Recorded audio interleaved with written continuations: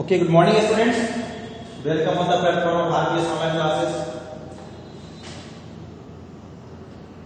The topic was in the previous class. The topic was the numerical based on the reflection and the introduction of mirror. How we can enhance the property of reflection? What are the method by which we can increase the property of reflection of any reflecting surface? The main method was to polish one side of the reflecting surface that can enhance or increase the property of reflection. And this method is known as, after that one side of is polished is known as mirror. यहाँ हम लोग mirror की बात करते हैं. Mirror का मतलब हुआ the one side, okay, one side is polished and another side is act as a reflecting surface. तो उसे हम लोग मिरर बोलते हैं. बेसिकली यह जो मिरर है मतलब है जो पॉलिशिंग है, वह पॉलिशिंग के लिए भी ऐसी मटेरियल का यूज करते हैं जो बहुत ही शाइनिंग मटेरियल है. ठीक है, अगर किसी भी ग्लास को तुम एक साइड से पॉलिश कर देते हो, किसी भी ग्लास को तुम एक साइड से पॉलिश कर देते हो तो वह रिफ्लेक्टिंग सरफेस के रूप में एक्ट करने लगेगा. यहां तक कि नहीं पॉलिश करते हैं तब भी वह एक्ट करता है. बट जब वन साइड पॉलिश कर देते हैं तो बहुत ही ज्यादा उसका रिफ्लेक्शन प्रॉपर्टी जो है और ज्यादा मैक्सिमम हो जाता है. और उसमें भी पॉलिशिंग के लिए किसी ऐसी मटेरियल का यूज करें जो बहुत ही बेस्ट शाइनिंग मटेरियल हो, तो वह मिरर 100% लाइट को रिफ्लेक्ट करने की कोशिश करेगा. और इसीलिए best material for polishing of mirror is known as silver. ठीक है, सिल्वर का पॉलिश एक साइड से कर दे तो वह, ठीक है, एक साइड से कर दे तो वह बहुत ही बेहतर तरीके का रिफ्लेक्शन शो करेगा. But due to their cost and availability, जब कोई भी चीज बहुत ही ज्यादा महंगा हो जाए तो वैसे केसेस में इसे हम लोग वैसे मटेरियल को यूज करते हैं cheap and best and easily available हो, उसे हम लोग यूज करते हैं, जिसकी वजह से लोग एल्युमिनियम या दूसरे किसी चीज से पॉलिश कर देते हैं. तो यहाँ यह मिरर जो है according to their shape of the reflecting surface, mirror can classified in two categories. And the first one is plain mirror.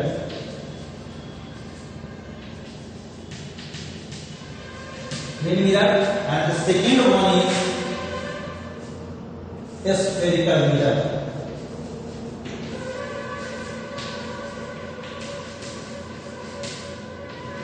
Spherical mirror.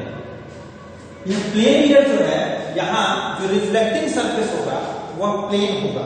Okay, वह प्लेन होगा. जैसे ये देखिए, यह प्लेन जस्ट इस प्लेन इस रिफ्लेक्टिंग सरफेस के वन साइड से इस तरीका से पॉलिशिंग कर देते हैं. और यह पॉलिशिंग कर देने की वजह से ये जो है सो इसका ये इधर वाला साइड यह रिफ्लेक्ट करने लगता है और रिफ्लेक्शन की प्रॉपर्टी इंक्रीज हो जाती है. ठीक है, इस तरह की बात है.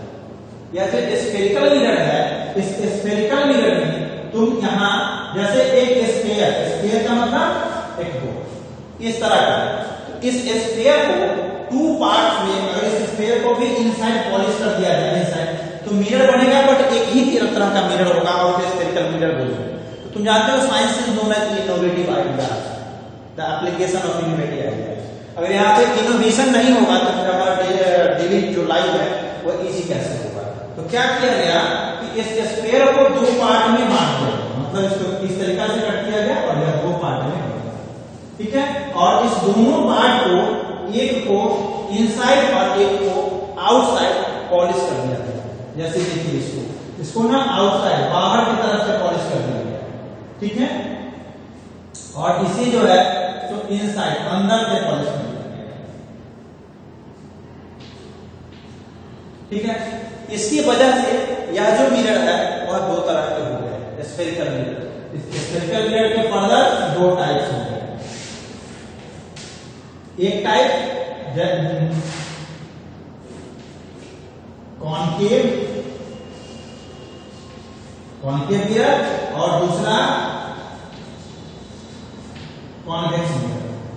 कॉनकेव मिरर मतलब देखिए इसको पहचानने का या याद रखने का तरीका कुछ ही दिन तक परेशानी होगी, फिर बाद में याद हो जाएगा। ये जो केव टाइप का स्ट्रक्चर है ना, ऐसे केव टाइप का, गुफा टाइप का स्ट्रक्चर, तो केव जहां बन रहा हो, इनवर्ट जहां रिफ्लेक्टिव सरफेस एक्ट कर रहा हो, उसे हम लोग बोलते हैं कॉनकेव। तो ये कॉनकेव मिरर है। और जिसका वर्टेक्स जो बाहर की तरफ निकला हुआ हो, उभड़ा हुआ हो, देखिए इसे हम लोग कॉन्वेक्स मिरर बोलते हैं। ठीक है, अब देखिए इस प्लेन मिरर और स्फेरिकल मिरर में दोनों समझने के बाद अब यहां पर आएगा इंपॉर्टेंस, किसका इंपॉर्टेंस होगा यहां पर मिरर रिलेटेड टर्म का। उसको पढ़ने से पहले एक चीज यहां पर देख लेते हैं, जो रिफ्लेक्शन है यह रिफ्लेक्शन भी दो तरह के हो जाएंगे। ठीक है, एक होगा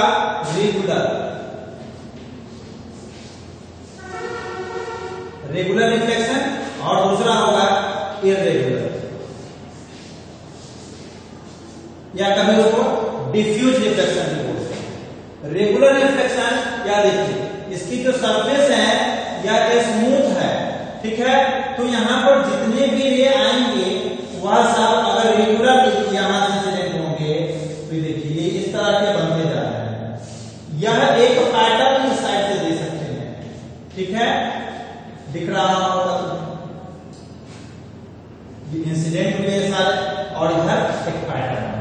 तो इस तरह का जो रिफ्लेक्शन होगा कि as the surface is smooth and regular, then light will incident on that surface and after reflection it will make a regular pattern on the reflecting side. Then that type of reflection is known as regular reflection. But sometimes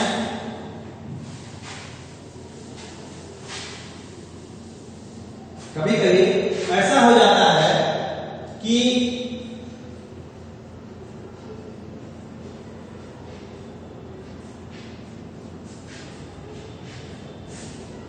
देख रहे हैं surface, इस surface को देख रहे हैं। अब ऐसे केसेस में जो लाइट इंसिडेंट होगा, जैसे यहां देखिए यहां लाइट इंसिडेंट हुआ, इधर चला गया।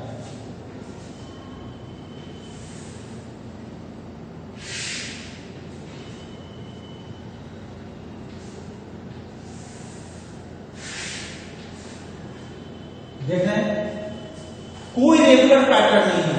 इंसिडेंट होने का अगर हम मान लिए कि लाइट इंसिडेंट हो रहा है एक जगह से फिक्स जगह से, but after reflection light will not making any pattern and it is not certain to show certain to say the light will after reflection go into the same region. यहाँ light after reflection same region में जाएगा, यह कहना भी मुश्किल है। देख रहे हो, तो इसे हम लोग डिफ्यूज रिफ्लेक्शन या फिर इरेगुलर रिफ्लेक्शन बोलते हैं। ठीक है, इरेगुलर रिफ्लेक्शन बोलते हैं। अब इस इरेगुलर रिफ्लेक्शन इसका हमें हमारे डेली लाइफ में या स्टडी में उतना यूज करनी नहीं है, बट इस रेगुलर रिफ्लेक्शन का या जो यहाँ हम लोग देखे हैं रेगुलर रिफ्लेक्शन, इसका यूज हमारे डेली लाइफ में है। ठीक है, और इसी बेस पे हमारा मिरर वगैरह वर्क करता है रेगुलर रिफ्लेक्शन पे। ओके, तो अब इसके आगे हम लोग पढ़ेंगे मिरर रिलेटेड टर्म।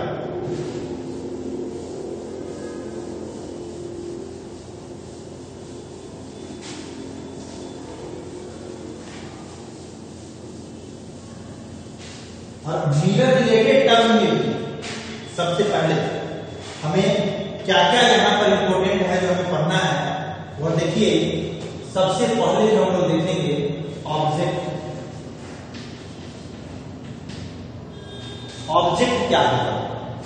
तो ऑब्जेक्ट का मतलब यह हुआ object the thing that can reflect the light और we feel or it seems to be light coming from that thing is known as object. जैसे अगर यहाँ पे एक पर्सन खड़ा है तो इसे हम कब देख पाते हैं? लाइट इस पर इंसिडेंट हुआ, जैसे यह देखिए, यहां से जो लाइट इस पर इंसिडेंट होगा और यह रिफ्लेक्ट होकर के अगर तुम यहां हो, तुम्हारे यहां पर लाइट आएगा तभी उसको देख पाओ। अगर ये अंधेरा में खड़ा होगा या कोई लाइट रिफ्लेक्ट नहीं कर पाएगा तो उसे तुम नहीं देख पाओ।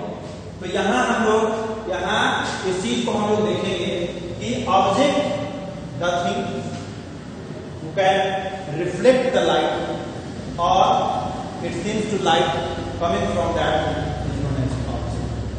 और ऑब्जेक्ट के बाद इमेज,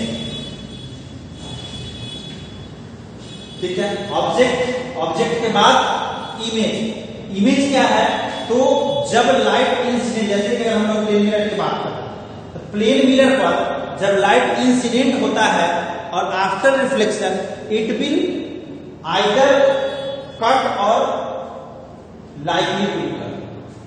जब लाइट इंसिडेंट होता है किसी ऑब्जेक्ट से उस मिरर में, तो उस मिरर से जब लाइट रिफ्लेक्ट होगा तो वह कहीं किसी पॉइंट पर इंटरसेक्ट हो या इंटरसेक्ट होता हुआ प्रतीत हो, उस केस में उसका उस ऑब्जेक्ट का इमेज होता है, उसे हम लोग इमेज। इस इमेज के नेचर की अगर बात करोगे, इमेज का नेचर क्या क्या हो सकता है? देखिए, रियल हो सकता है, इनवर्टेड हो सकता है, शॉर्ट रियल के बाद वर्चुअल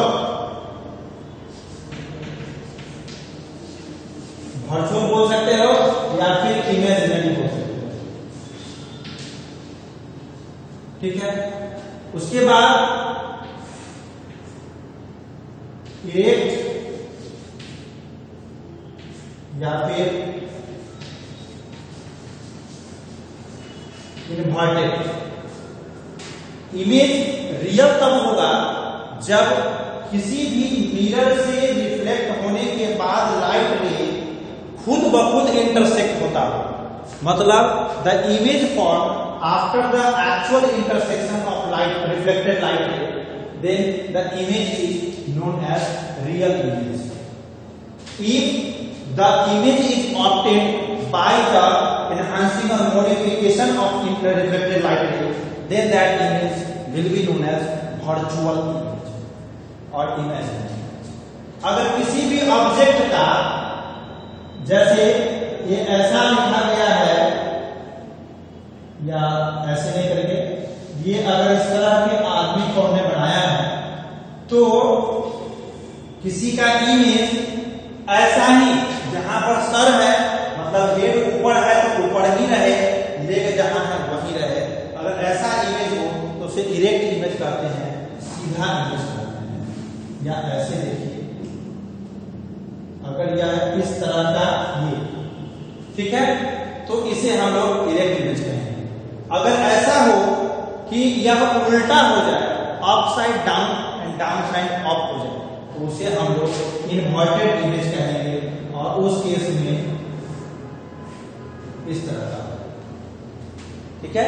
यहां देखिए जो डाउन है तो यहां अप में आ गया, यहां जो अप में है वो डाउन में आ गया, इसे हम लोग इनवर्टेड इमेज कहेंगे, ठीक है। एक आता है लैटरल इन्वर्सन। जो इन्वर्सन हुआ है, जो उल्टा हुआ है, उसमें भी ये तो अपसाइड डाउन और डाउन साइड अप है, बट राइट साइड लेफ्ट और लेफ्ट साइड राइट भी तो हो सकता है, जिसको हम लोग बोलते हैं lateral inversion.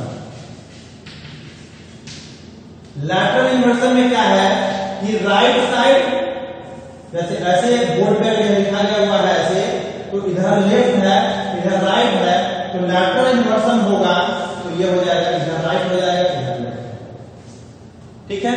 If the image becomes left side right or right side left, then it is said to be laterally inverted, ठीक है।